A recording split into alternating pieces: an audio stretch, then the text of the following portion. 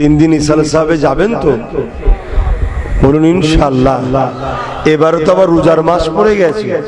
জি, এই রোজার মাসে ইফতারি করানো এই তিন দিন ইসাল সাহেবের অভিজ্ঞতা আমার প্রথম। এর আগে কখনো ইফতারি করানো হয়নি, তাই প্রথম। নলেজ সিটিতে দাওয়াত দিচ্ছে ইফতারের। দরবারও ইফতার হবে, দরবারে তো জায়গা সব ছোট। তারপরেও যদি আপনি দরবারে করেন আলহামদুলিল্লাহ। যদি মনে করেন নলেজ সিটি ফাঁকা জায়গায় চলে যাবে, গিয়ে ইফতারি করবেন, তবে কিন্তু একটু আগে আগে যেতে হবে। কেন, এটা অন্য টাইমের খানা খাওয়ানো নয় যে একটু দাঁড়ানোর পরের পাতে দেবো, একটু অপেক্ষা করুন, ভাত চাপানো আছে। এটা আজান দিবার সাথে সাথেই করতে হবে, তাই তো নাকি? আপনি হঠাৎ করে 4টার সময় কি 5টার সময় ঢুকছেন, 10-20 হাজার লোক আর বসে আছে আরো পাবো তখন।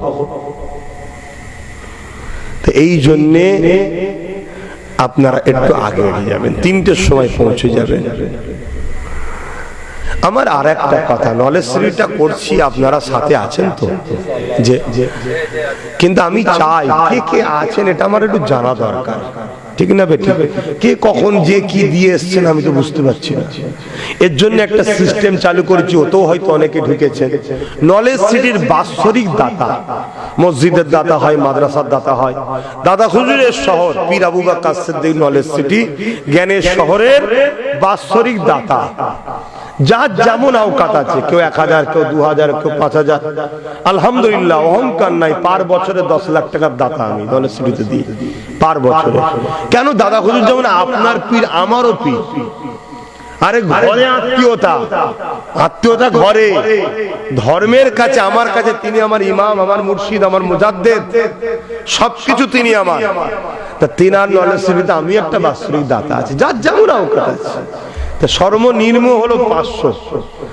যে যা নিয়ত করবেন, একটা করে কাগজ, ভোটার আই কার্ড বা আধার কার্ডের জেরক্স করবেন, জেরক্স করে তাদের ফোন নাম্বার লিখবেন ওই জেরক্সের উপরে। 500 হোক, 1000 হোক, যেটার আপনি দাতা হবেন, 3 দিন ইসাল সাহেবে গিয়ে আমার হাতে দিয়ে বাৎসরিক একটা দাতা হওয়া যেতে পারে। কি গো, হ্যাঁ কি না বলে? ধরুন 500 টাকা করে বছরে দেবেন, যার যেমন আছে। কেউ বেশি দেন, সেটা তার দান। 2025-এ দেওয়া হলো, 2026-এ ওইটাকে নিয়ে আমি একটা বই তৈরি করে দেবো আপনাকে।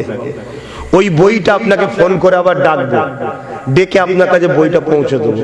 আবার 26 সালে যখন যাবেন, বইটাকে সাথে করে নিয়ে যাবেন।